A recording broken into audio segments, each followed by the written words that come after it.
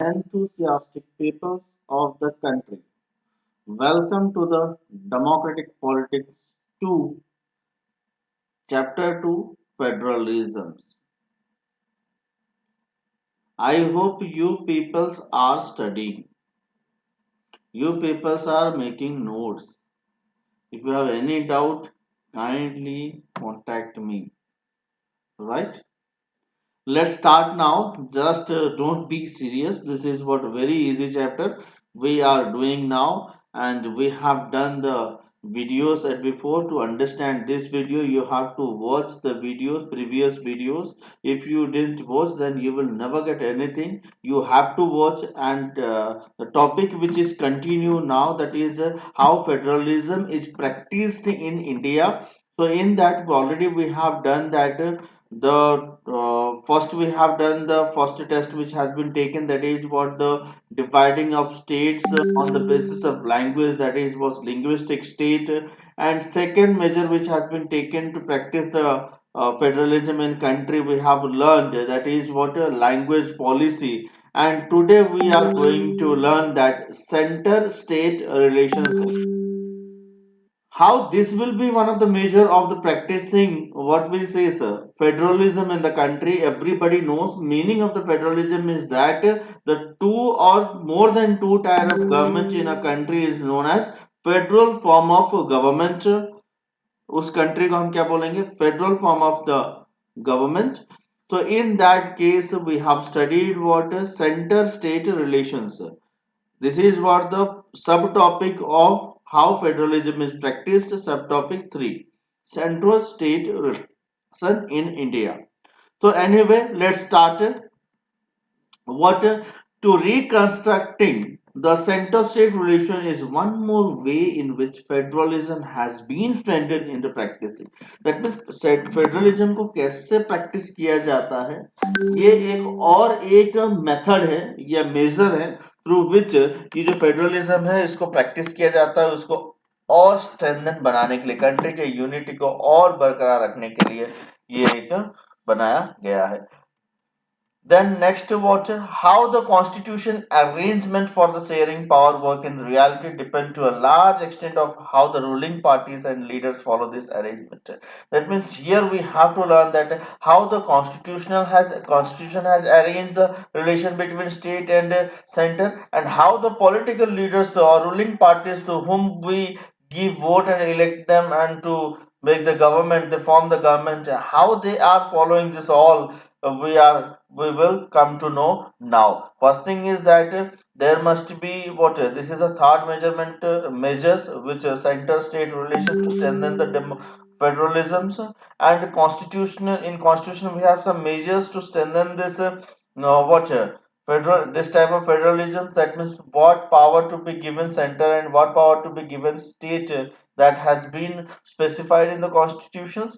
But how the elected leaders, yeah, ruling party, those who form government, how they follows this arrangement, that is what important issue between the center state relations. Let's understand in what in two ways, that two case studies can be, two ways can be will be there, that how the political parties, yeah, elected leaders are what following the constitutional rules. First is type 1 is that their same party, that means center and state, there might be what two things, center and state, center and state, center and center and state, there might be what equal government है. Here जो government होगा ऊपर central में, जो government होगा जिस political party की government होगी, स्टेट में भी वही पॉलिटिकल पार्टी का गवर्नमेंट होगा. तो इस समय क्या होगा, एक चीज समझना. आप लग रहा है कि आपको अच्छा होगा, दैट मीन्स आप समझ लो यूपी में बीजेपी है, यूपी में क्या है बीजेपी है, और सेंट्रल में भी बीजेपी है, दैट मीन्स सेंट्रल गवर्नमेंट भी बीजेपी है. अभी मुझे बताओ कोई दिक्कत आएगी, बहुत स्मूथली रन होगा, दैट मीन्स वो स्टेट जल्दी डेवलप होगा कि नहीं होगा, मुझे जल्दी बताओ तो होगा क्या, वो स्टेट जल्दी डेवलप होगा, बताओ. नहीं बता सकते तुमको. अभी तुम लोगों को लग रहा होगा भाई सेंट्रल में तो सेम गवर्नमेंट है, स्टेट में भी सेम गवर्नमेंट हो, तो डेफिनेटली क्या होगा, अच्छा ही चलेगा. मगर इसका क्या कॉन्सिक्वेंस होता है वो देख लो। Which happens for a long time in India, ये हमारे भारत में ना लॉन्ग टाइम हुआ था। हमारा कंट्री जब 1947 में हम जीते थे या हम इंडिपेंडेंट हुए थे, सॉरी, और हमारे भारत पे 1977 तक, हम बोल सकते हैं 1977 में कि 2 साल के लिए आया, इसको हम कंसिडर नहीं करेंगे। 1990 तक हमारे भारत में बेटा सिर्फ एक ही पार्टी रूल करती थी सेंटर स्टेट में, हमारे भारत में ये हुआ था। Which happens for long time in India, this mean that the state governments did not exercise their right as autonomous federal units. अभी हमारा कॉन्स्टिट्यूशन क्या बोलता है कि स्टेट जो है वो ऑटोनोमस है। ऑटोनोमस मतलब वो खुद अपना डिसीजन ले सकता है, वो खुद अपना रेवेन्यू जनरेट कर सकता है, वो खुद अपने पीपल्स को भला कर सकता है। मगर जब सेंटर और स्टेट में एक ही गवर्नमेंट होगा तो क्या होगा, चापलूसी होगा। क्या होगा, क्योंकि मोदी जी जो भाई इस पार्टी का लीडर होगा वो सेंटर में बैठेगा, और जो पार्टी के छोटे चमचे होंगे वो स्टेट में बैठेंगे। तो डेफिनेटली क्या होगा, चमचागिरी होगा कि भाई मोदी जी ने सब, सॉरी मैं किसी पॉलिटिकल पार्टीज का नाम नहीं लेना चाहता, सेंट्रल में जो भी गवर्नमेंट हो, वो सेंट्रल में गवर्नमेंट क्या करेंगे, सेंट्रल में गवर्नमेंट ने बोला कि नहीं ये बिल्ली नहीं कुत्ता है, तो स्टेट वाला उसी का ही होगा, तो डेफिनेटली बोलेगा बिल्ली नहीं कुत्ता है।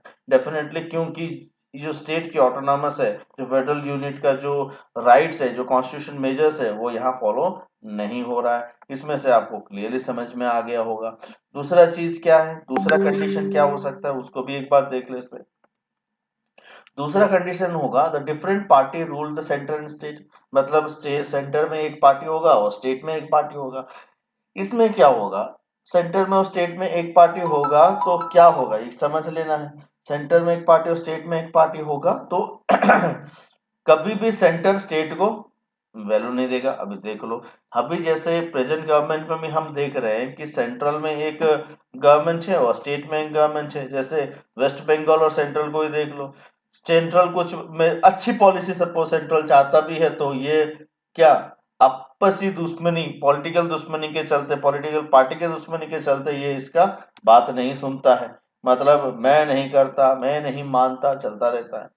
सपोज कोई इसका अच्छा नहीं लगता, सेंट्रल भी चाहे तो कभी कभार इसके गवर्नर को हटा देता है, इसको फंडिंग नहीं देता है, दूसरे कंट्रीज को, दूसरे स्टेट्स को देता रहता है। तो कहीं ना कहीं ये क्या करता है, अंडरमाइन करता है पावर्स, और स्टेट की जो पावर है उसको अंडरमाइन किया जाता है या उसको हेल्प नहीं मिलता है। तो आप देखोगे टाइप 2 में भी कहीं ना कहीं जो पॉलिटिकल पार्टीज है ना, ये जो कॉन्स्टिट्यूशन में फेडरल स्ट्रक्चर की जो रूल्स रेगुलेशन है उसको कहीं ना कहीं ये लोग अच्छे से फॉलो नहीं कर रहे हैं। फॉलो करते तो कोई प्रॉब्लम ही नहीं होती, मिल बांट के देश की भला करते। मगर ये जो in those days, that means वो समय, जो समय मैंने आपको बताया 1947 से लेकर 1990 तक या 1977 तक हम बात को बोल सकते हैं, वो समय हम देख सकते हैं कि central government often misuse the constitution to dismiss the state government that were controlled by rival parties। मतलब उस समय जो भी पार्टी, कोई दूसरा पार्टी होगा जो सेंट्रल में जो पार्टी है उसके अपोज में होगा तो उसको क्या कर रहे थे, डिसमिस कर देता था। Undermine the spirit of federalism, federalism की जो स्पिरिट है उसको वो अंडरमाइन कर दे रहा था। इस बीच ये जो 3 फोटो मैं आपको दिखा रहा हूँ, एक आपके क्या है, एनटी रामा राव, आप लेफ्ट से आओगे तो एनटी रामा राव, बीच में इंदिरा गांधी, और लास्ट में शंकर दयाल शर्मा। ये केस स्टडी क्या है, आपकी किताब में तो दिया नहीं है, मगर related to this topic I just found this is one of the good topic for you to understand how the power misuses by the central government when there is a different political parties forming government in central and state।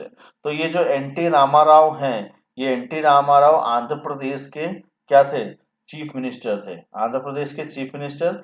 ये 1982 में अपना political party बनाते हैं TDP, जो अभी present government है, TDP Telugu Desam party. और ये तेलुगु देशम पार्टी, ये एक वर्सटाइल एक्टर है, साउथ इंडियन एक एक्टर है, हीरो थे उस समय, नंदमूरी तरक्का रामाराव, इनका पूरा नाम है नंदमूरी तरक्का रामा राव, जो इनका अभी जूनियर एनटीआर नाम से देख रहे हो, इनके भतीजा है वो।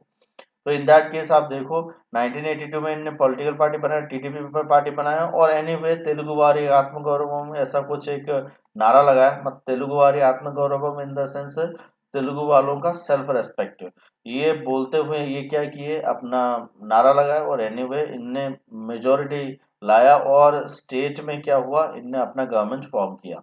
क्या क्या, स्टेट में अपना गवर्नमेंट फॉर्म किया। वंस इनने स्टेट में अपना गवर्नमेंट फॉर्म कर दिया, फॉर्म करने के बाद 1984 वो समय था, उस समय इंदिरा गांधी हमारे मर गई, सितंबर में उनका असैसिनेशन हुआ था, आप सबको पता है। मगर उससे पहले क्या हुआ था, तो उससे पहले नंदमूरि तारका रामाराव जी का तबीयत खराब हुआ था, ये चले गए थे अमेरिका। ये कहाँ चले गए थे, अमेरिका। और मीनवाइल इंदिरा गांधी जी को ये चीज था कि कांग्रेस का गवर्नमेंट कहाँ गया यहाँ पे, क्यों टीडीपी गवर्नमेंट आ गया 1982 में। तो ये एक अच्छा मौका था कि टीडीपी गवर्नमेंट जो, सॉरी, टीडीपी का जो पार्टी था, वो जो आंध्र प्रदेश में गवर्नमेंट बनाई थी, इसको डिसमिस करने का, जो हमने टाइप 2 में डिस्कस किया था। तो श्रीमती इंदिरा गांधी जी ने, इनका क्या हुआ था उस समय, कोई दूसरा वहां पे गवर्नर था, उनका नाम मैं भूल रहा हूँ, उनका नाम भी ऐसा कुछ गोयल ऐसा कुछ था, वो गवर्नर थे। वो गवर्नर को हटाया गया और इनके जो चमचे गवर्नर थे शंकर दयाल शर्मा जी को अपॉइंट किया गया इमीडिएटली, क्योंकि गवर्नर अपॉइंट करना वो सेंटर के हाथ में ही है। सेंटर इमीडिएट अपॉइंट कर दिया किसको, गवर्नर को, स्टेट का।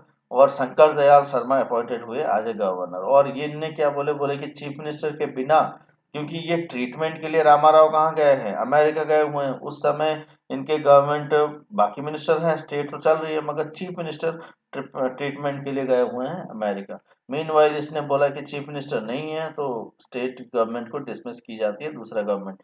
तो ये अमेरिका में है उस समय, ये अपना इसको डिसमिस करके अपना गवर्नमेंट बना के, कांग्रेस का गवर्नमेंट उस समय बना दिया गया। क्योंकि कांग्रेस का गवर्नमेंट बनाने के लिए उस समय ये टीडीपी का ही एक एमएलए था जिसने दगा दिया था, मतलब पार्टी अलग होके फिर कांग्रेस में मिल गया था, बहुत सारे कहानी उस समय हुई थी। तो यहाँ पे क्या हुआ था, डिसमिस किया गया था फाइनली, ये नंदमूरि तारका रामाराव जी को डिसमिस कर दिया गया था बाय द इंदिरा गांधी इन 1984। इसको हम टाइप 2 का हमारा जो हम अभी मैंने आपको बताया ना, ये हम देख सकते हैं यहाँ पे, जो often misuse the constitution to dismiss the state government. तो ये केस स्टडी था, इसके हिसाब से आपको समझ में आया होगा। All these changes significantly after 1990, this period saw the rise of regional political party in many states of the country.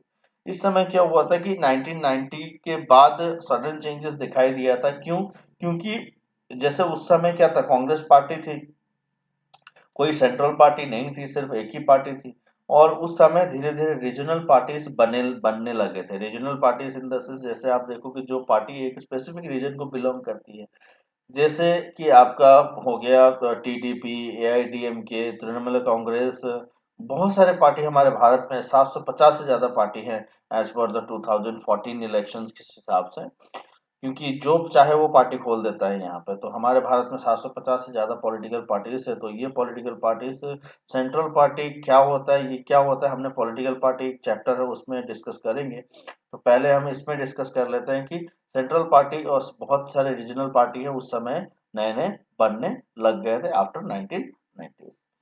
उसके बाद इसको बोला जाता है कोलिजन गवर्नमेंट की एरा, उस समय शुरू हो गया था। कोलिजन गवर्नमेंट मतलब क्या है रे video, coalition government in the sense where different political parties are coming together to share their common interest in forming the government in the central or state to achieve the majority which is required majority को achieve करते हैं और उसमें अपना government बनाते हैं। बहुत सारे पॉलिटिकल पार्टी एक साथ आके, उसको हम बोलते हैं कोलिजन गवर्नमेंट वाली एरा हमारे भारत में शुरू हो गई थी। उस समय देखना, no single party got clear majority in Lok Sabha. उस समय के बाद 1990s के बाद लोकसभा में कोई भी एक पार्टी क्लियर मेजोरिटी मिला नहीं। The major national parties had entered into the alliances with many parties including several regional party to form a government at the center. This led to a new culture of power sharing and respect to the autonomy of the state government. देखो अभी state का कोई regional party, जैसे आप मान लो कि AIADMK हो गया, तृणमूल कांग्रेस हो गया, सेंट्रल में भी अपना शेयर दिया होगा, तो भी उसको रेस्पेक्ट मिलेगा ना। उसको आप अंडर एस्टिमेट करो तो अपना समर्थन हटाएगा तो आपकी गवर्नमेंट गिर जाएगी। तो ये कहीं ना कहीं एक नया एरा और बहुत बैलेंस्ड पावर शेयरिंग जो बोलते हैं ना वो लेके आया। कौन सा? Coalition form of government after 1990s in our country.